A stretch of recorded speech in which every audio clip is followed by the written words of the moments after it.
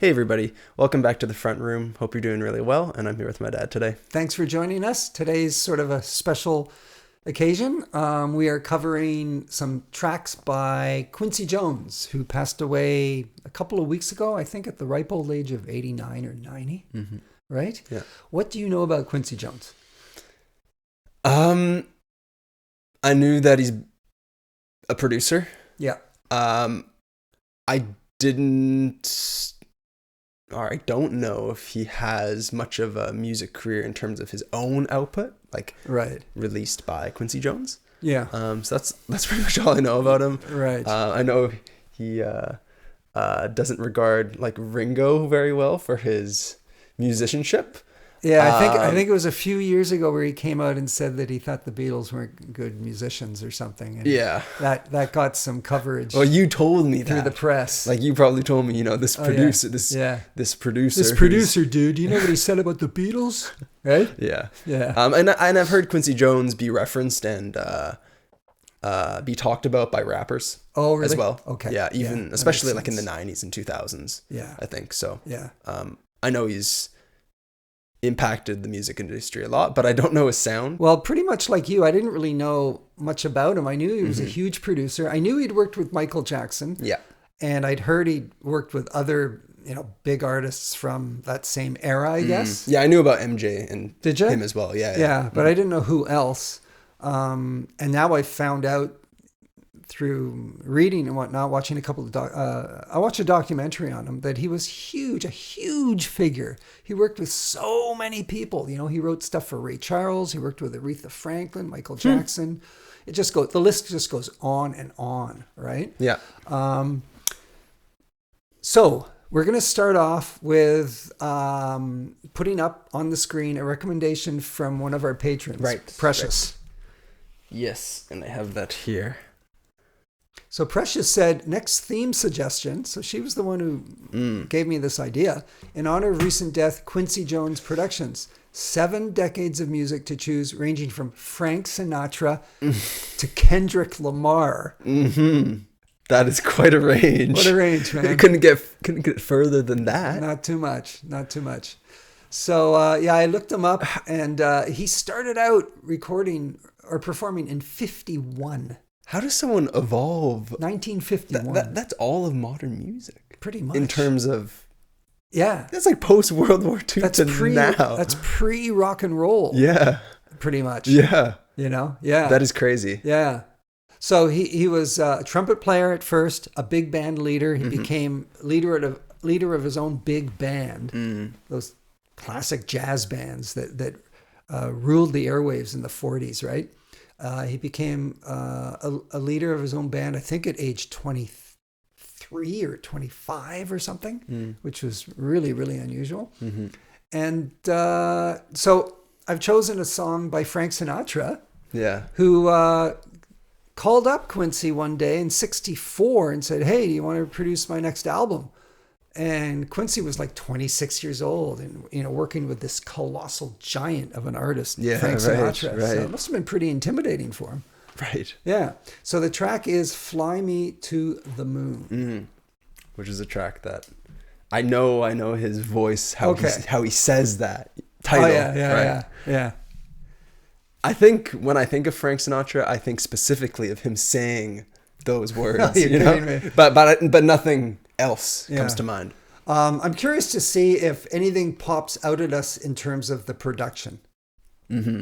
Oh, one thing I got to say about this track is it was written in the 40s, I think, and it was a waltz. So, pretty slow number. Quincy got his hands on it and changed it into 4/4 time and made this number really bounce along. Really, really nice. That's a huge switch. Yeah, it is. In vibe. Yeah.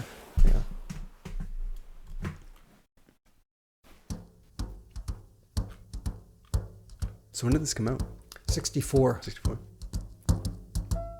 Fly me to the moon, let me play among the stars, and let me see what spring is like on Jupiter and Mars. I love his flow, man. In other words, hold my hand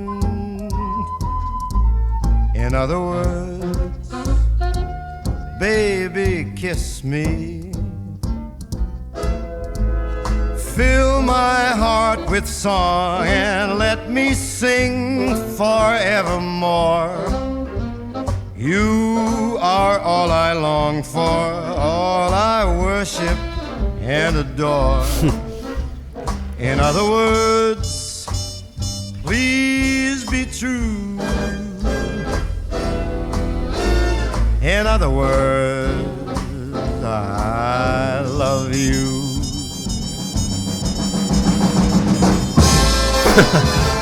All right.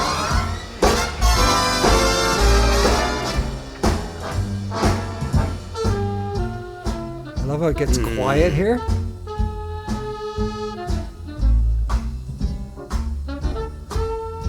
Nice soft touch on the saxes, Yeah. the trumpet. Oh, this is a beautiful section here. Just letting the music Yeah. do its work.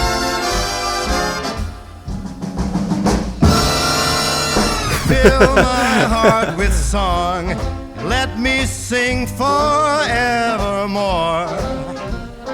You are all I long for, all I worship and adore. In other words, please be true.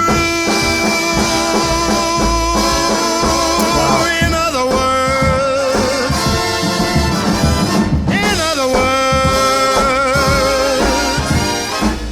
I love you. Oh man, Frank, baby. that was brilliant, man. That was really good. Was that good? Yeah, I can't believe. Super crisp. Yeah. Everything. Every sound was just. Yeah. Pretty timeless Yeah. in its composition and production. So crisp. Every instrument was just working in perfect harmony. Yeah.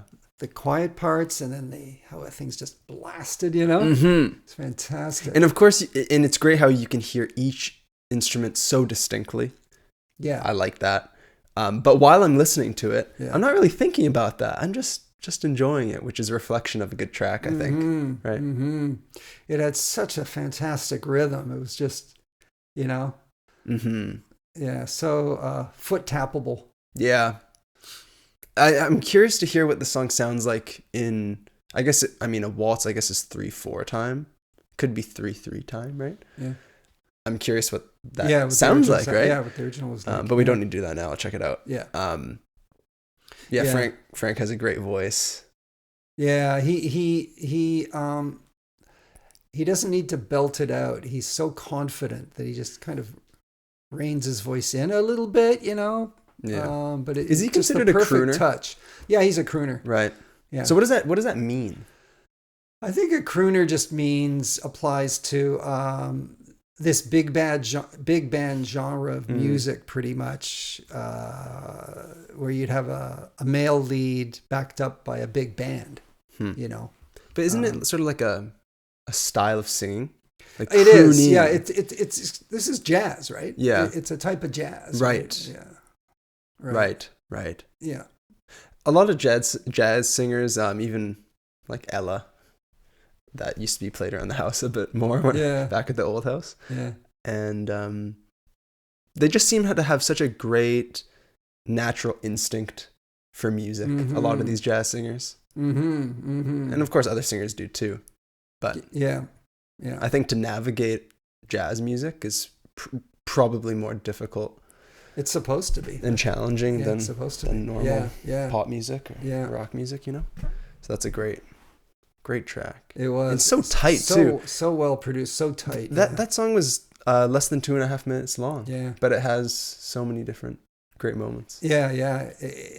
I think it was too short. I could have used another verse or two. I was just so into it. True. So Quincy apparently said that meeting Frank Sinatra and producing for Frank changed his life. It was a really significant milestone in his life, which is pretty cool. Yeah. Yeah. So it was around this point, early 60s, where, after over 10 years, I guess, of being a big band jazz player and composer and arranger and conductor, he made this right-hand turn and started producing pop songs. Leslie Gore, I believe that was the lady who came out with the hit "It's My Party." It's my party and I'll cry if I want to. Do you know that one? I think I've heard that sampled. Yeah, probably, yeah. Which came out in, I think, 1963 or something. He produced for her a number of tracks. And I think people in the jazz world were thinking, what is Quincy doing? Right. But the one thing about him is you couldn't keep him in a box. He did whatever he felt. He set off in whatever direction he felt he needed to pursue his artistic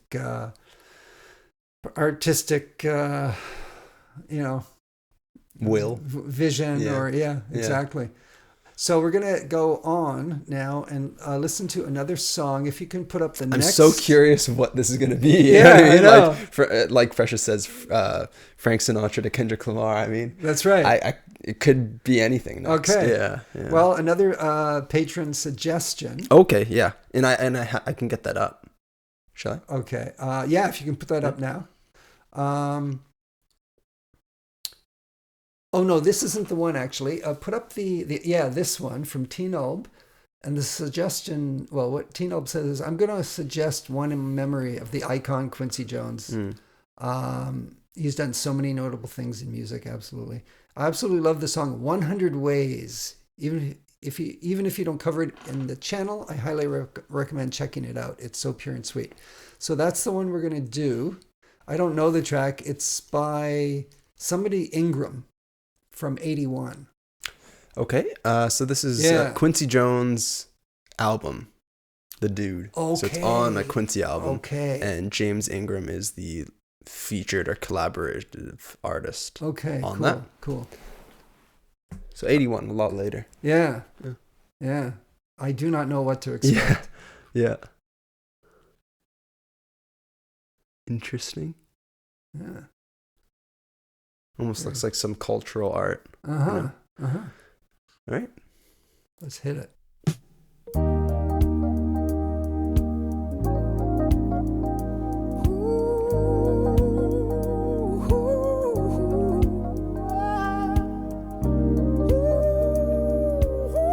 Those keys are very indicative of this era, I think. Yeah.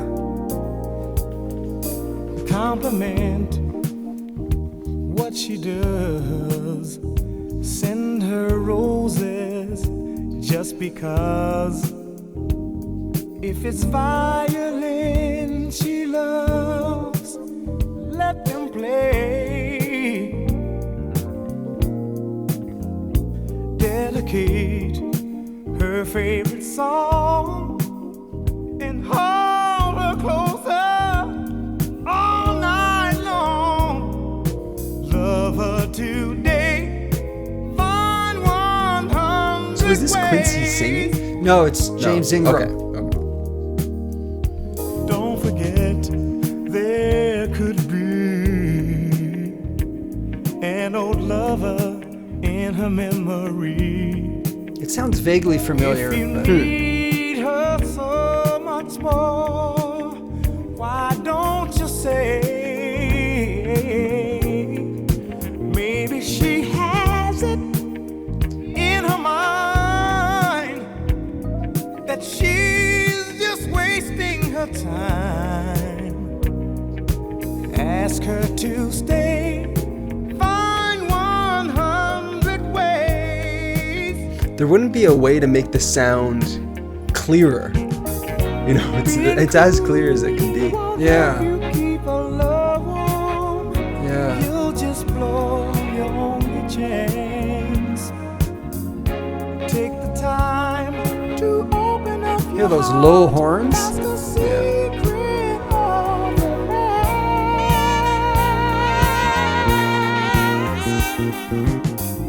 Sacrifice if you can. Buy her some moonlight to wear. I like this part. If it's one more star she wants, go all the way. In your arms tonight, she reflects I like those horns almost following right after the lines there. Nice. Super soft. She wants to pay, find 100 ways. Some strings.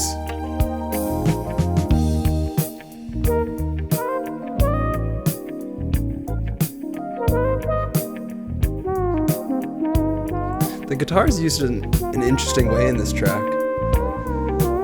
I don't hear guitar. Left ear, providing a little bit of texture. Oh, that. Yeah, right. In your arms tonight, she reflects that she owes you the sweetest of debts. If she wants to pay, find 100 ways. I wonder if that's Quincy on a trumpet. No, it isn't. I'll tell you why later. Okay. Trying to make yourself seem smart, huh?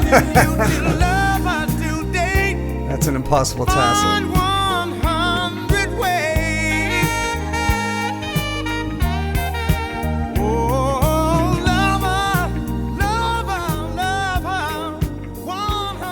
It's interesting. I'm pretty sure that's a trumpet. That's not a sax, right? No. And being a trumpet player, Quincy probably felt a bit preferential towards the trumpet. The reason why he wouldn't be playing the trumpet is because he had a really severe brain aneurysm in 1974. Oh, well, pretty... Almost died. Well. And his doctors told him, you can never play the trumpet again.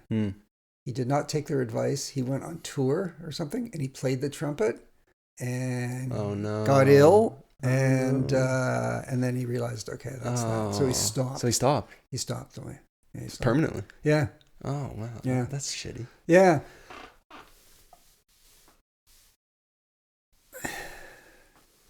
Yeah, that track, it was good. It didn't super grab me in any big way.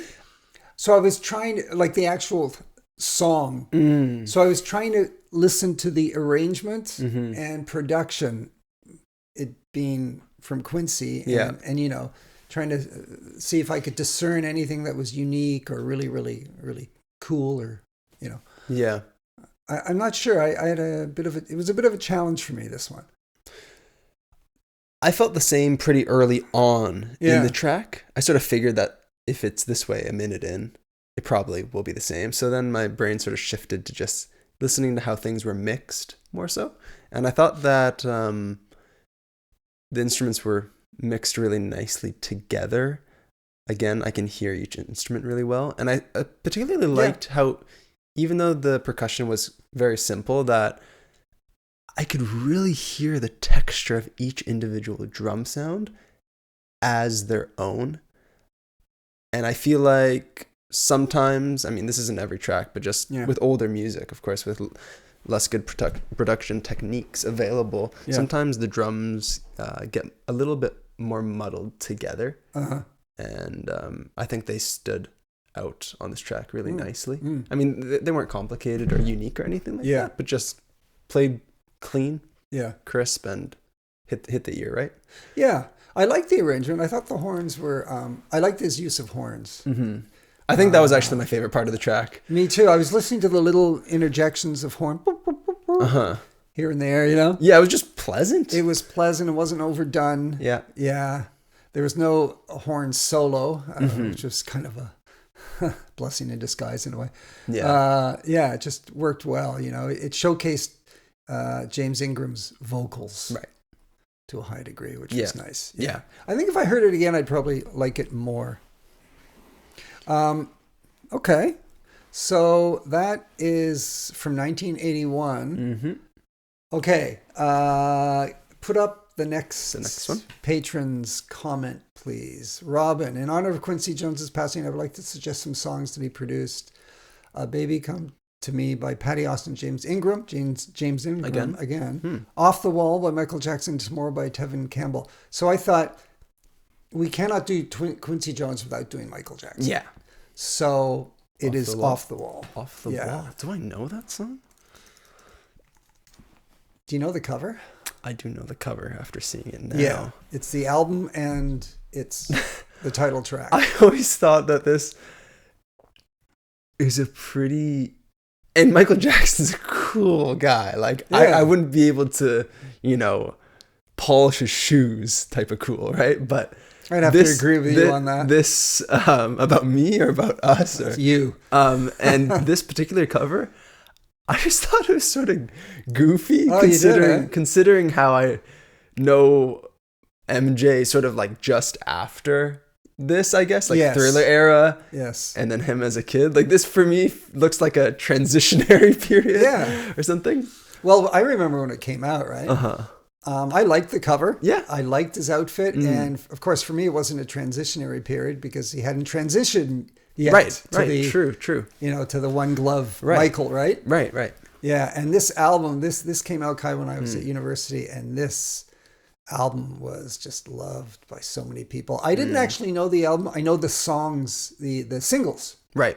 But I've never sat down and listened to the entire album. Uh-huh. But the singles off this album are just fantastic. And the sound, I do remember hearing these songs at parties and the place would just explode. People loved them. Wow. And the quality of the production, you could hear it even coming off of an LP in a crowded room. It was just so fantastic. And the energy of the production. Yeah. I know Michael wrote 3 or 4 songs on this album. I think Quincy probably had a hand in writing, although I'm not sure about that. But anyway, let's get into this one. Off the Wall, the title track. Just so you people watching, like, I don't think it's a weird cover now, but I think just when I was younger or something, I don't know, I always just thought it was a bit goofy. It's actually not at all. Well, being in a tuxedo. Yeah, I guess that was it. If you're 12, you look at it and think, well, what's he wearing, right? Yeah. So Off the Wall. Yeah. Okay. I don't know if you know. You can turn it up as loud as you like. Yep.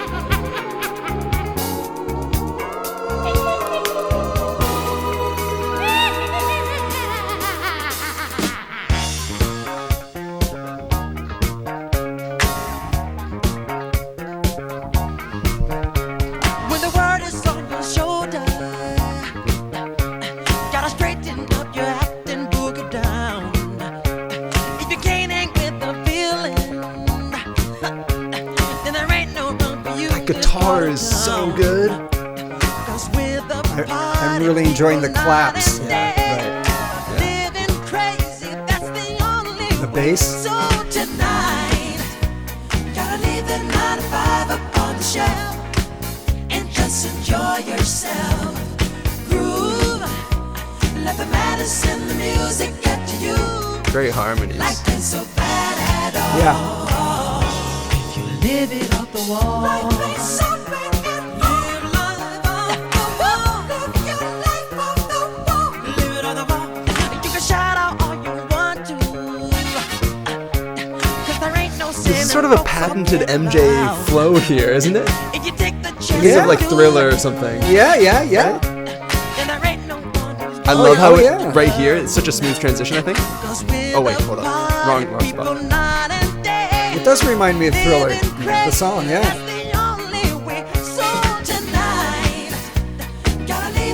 What a smooth pickup. Yeah. And just enjoy yourselves. Come on, groove. Let the madness in the music get to you. It's just so well It's produced. so well produced. I love the use of the horns are amazing. You know when a comic book says like pow? Yeah, so all of a sudden, like, it's just like the horns. Yeah.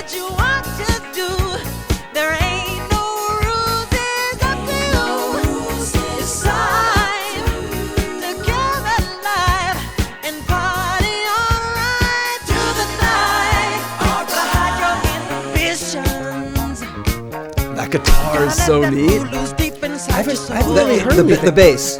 Is that a bass? That's a bass? It's a bass? Yeah, I'm pretty sure it's a bass. Really? Yeah. I've never heard a bass sort of like hold notes like that. It can be done. Oh yeah, it can be done. Yeah. Really? Yeah. That's a bass. Yeah, for sure. Wow. Yeah. I've never heard of anything like that. Cool. That's so neat. That's good. I've never heard a bass so dominant in a song like Yeah. Well, before. if you got your finger on the string and you just go, you can do it, right? Well, I can't. The bass is right. like just a type of guitar in essence, right?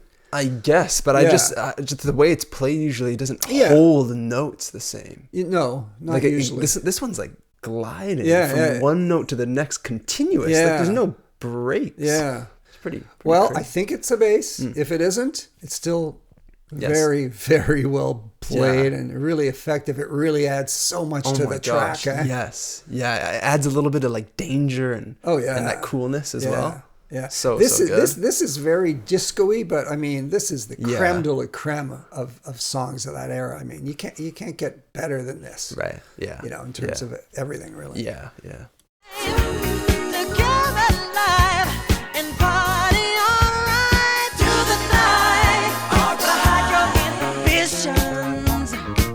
That's a bass. That's crazy. Deep inside your soul.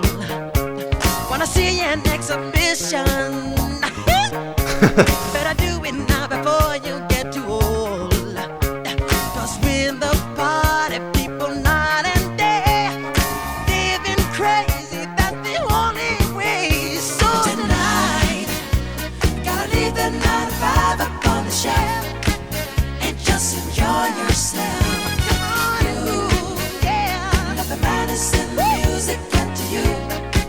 Life is so bad at all. Living off the wall. Life is so bad at all. Living off the wall. Live your life off the wall.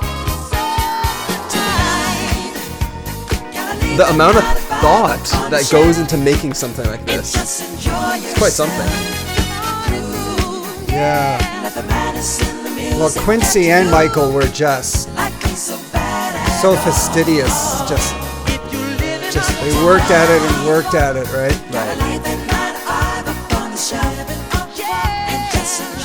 I think I read they were up like 3 or 4 days without any sleep working on this album. Wow.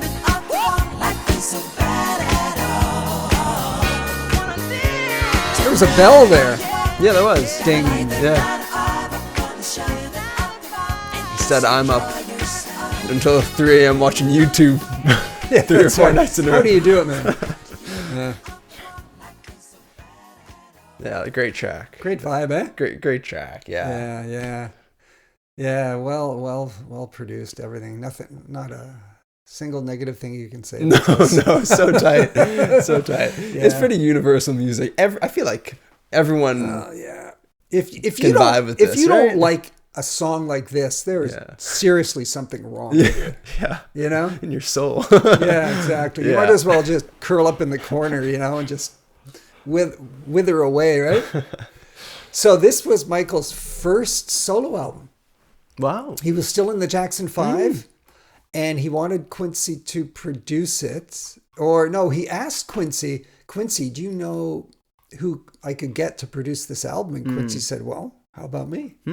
So he produced it for Michael. It was his first album. He didn't want any of his brothers from the Jackson 5 to be on it. He wanted this to be a fresh start for him. How about these though, Dad? I'm looking on Spotify. Yeah. They have like these previous ones by Michael. Yeah. Just with Michael. Oh dear. Okay. Well, I might be wrong there. Okay. Like Music and Me. Okay. All right. Let me backtrack then. I might have got that wrong. But what I do know is he wanted this to be a fresh start. He wanted to sort of extricate himself from the Jackson 5. Maybe the Jackson Maybe 5 worked on these projects and with probably him. wrote with him. Or So something. I didn't want to. I just mentioned it just to like. No, I'm glad you did. I'm glad you did. So for Off the Wall, none of the musicians were from the Jackson 5 except for one brother who played percussion on one or maybe two songs or something like that. Yeah. So, and I mean, it's such a departure from his earlier stuff. Yeah. You know. Yeah. So yeah. Yeah. Totally. Landmark album. Yeah. Okay. So yeah, great. The last one. Yeah. Is a Quincy Jones song off of Quincy Jones' album. Okay. We did one, didn't we, from 81? Mm-hmm. Okay, this one goes way back to 57 when he was still a big band guy. Okay. And the track is called, let me pull it up. Get the name here. Get on my reading glasses. I thought it'd be cool to see what he sounded like way back when, right? Yeah. This goes back to near the start of his career. The song is Evening in Paris off the album This Is How I Feel About Jazz. Okay. Evening in Paris. Yeah, I think I have it. Okay. Yeah. He was 24 at the time. And this features some of the great jazz guys of his era. Charlie Mingus. I've never seen a photo of him this young before. Herbie Hand. Oh, Mingus? Yeah, Charlie Mingus. I know some Mingus. Do you really? I don't. Yeah, I've listened to his album called Mingus. Yeah. Oh, yeah? Yeah. He's considered to be up there with the John Coltrane's and the Miles Davis's. Sax player. Yeah. Yeah. So I chose this one. I listened to maybe 20, 30 seconds of it. I thought, sounds good. Let's do it. Look how young he is, eh? Yeah. I've never seen him that young before. It's cool. So, 57. Yeah. To me, this looks like a few years before its time. I don't know. I don't know a lot of it covers. looks like 50s to me. It does it? For me. Yeah. All right. Yeah.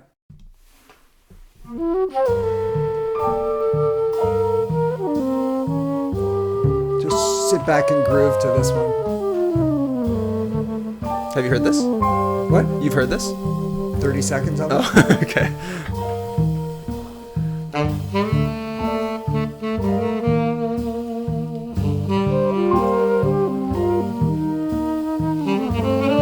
So the trumpet will be him. Right, I'm assuming. right.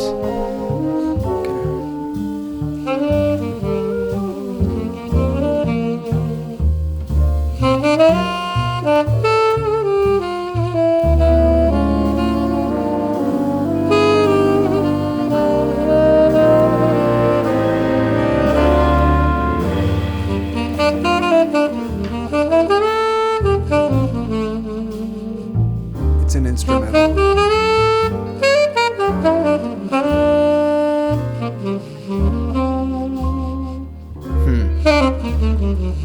I love how the standing bass is about hitting half the notes as it was before. Just really slows it down.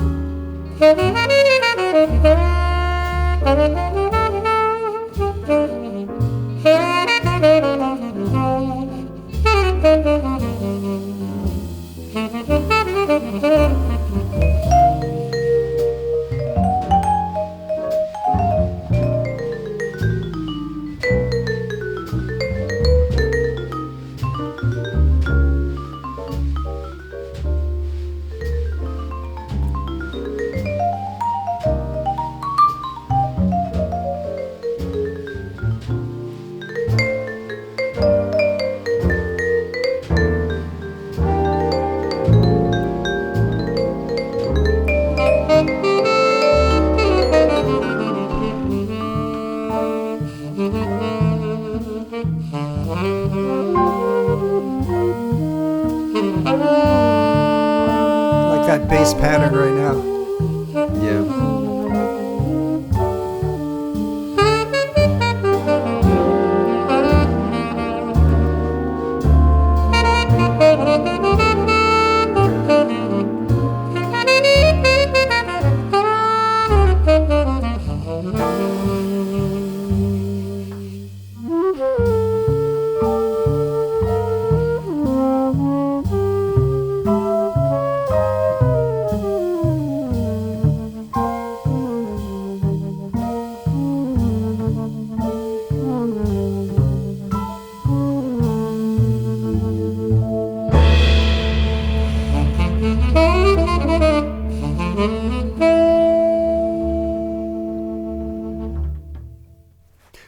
So that was composed by him. Composed by him. Yeah. And then trumpet played by him. Yeah. Right. I mean, when I go into jazz of this sort, I'm really going into unfamiliar territory. I don't have the tools up here to know if what I'm listening to is good or mediocre or terrible, you know? Well, so I just go by my feeling. Yeah. Well, that's good. That's good in a way, you know? I guess so. Right? I guess you don't have to think of things as good, bad, or anything. Yeah, I like that. Yeah, I did too. I sort of interpreted it in my own way, you know what I mean? Like you. Yeah. I can't think of things technically.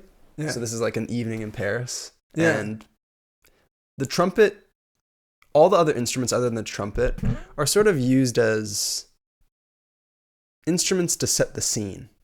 And the trumpet, it's like the narrator of a story or something like that. Yeah, and it sort of guides the listener wherever the story's going. Yeah. Maybe this isn't a story, right? But an evening in Paris, I'm just interpreting it as like a moment or the course of an evening. Yeah. And I think I felt that way because the way that he was playing the trumpet had a lot of different expressions. Yeah. In the way that he was playing Did you feel that way about the sax too? Also the sax too. Part of you, the story. Yeah. So I guess those lead instruments were like narrators of a story to me. Yeah. And then in that story, though, like the bass really dictates the tempo of this person's evening in Paris. Yeah. Maybe Quincy's. And they add the texture and just a mood to things. Yeah. So, yeah, it's sort of interesting. Like when I was thinking about that, I just thought that the non-lead instruments like set the setting. Yeah. And the lead instruments are sort of like the person, and it gives more of the feeling. Almost like if they were singing, they'd be the singers. Yeah, exactly. Yeah. Yeah, it was cool. I liked it. I don't know. Like I can't say, wow, the production was incredible, because I don't really know, you know, but I enjoyed the track. It was good. Yeah. You know, and I find the older I get, the more I'm thinking I should be listening to more jazz of this sort, you know? Right. Yeah. I've started listening to more classical lately. Classical music? Yeah. I just felt like I've needed a break from like popular music, you know? Yeah. So we've listened to Sinatra, we've listened to Michael Jackson and James Ingram and Quincy himself. Yeah. Just to give a kind of give us a rough understanding of what the man's all about. Yeah. I think the Frank track was interesting because I never expected him to work with people like that. Well, I didn't know his background at all. Yeah. So that was cool to hear that. And that's just a stellar song. Yeah. And then what was the one, the Quincy and what was that guy's? James Ingram. That totally made me understand maybe how his production was at that certain time period. Yeah. Like it's interesting how great producers such as himself are dictated in some way by the era that they produce the music in. Oh yeah. And like by going through these different periods, it really shows that. Yeah. And I think Michael was my favorite. Yes. I mean, Michael and the Frank were just exceptional in their music that he was responsible for. Mm-hmm. So if I were to show people songs that we listened to today, I would definitely choose those two tracks. I think I would too. Yeah. Yeah. I know Quincy went on and he produced other albums of his own, and I think he won a Grammy for Best Album of the Year. Maybe, really? Maybe Best Jazz Album. In a particular category in 1989. Oh, wow. Yeah. Yeah. So quite the career, right? Yeah. Yeah. Thanks for researching and showing me that was stuff. a lot of fun.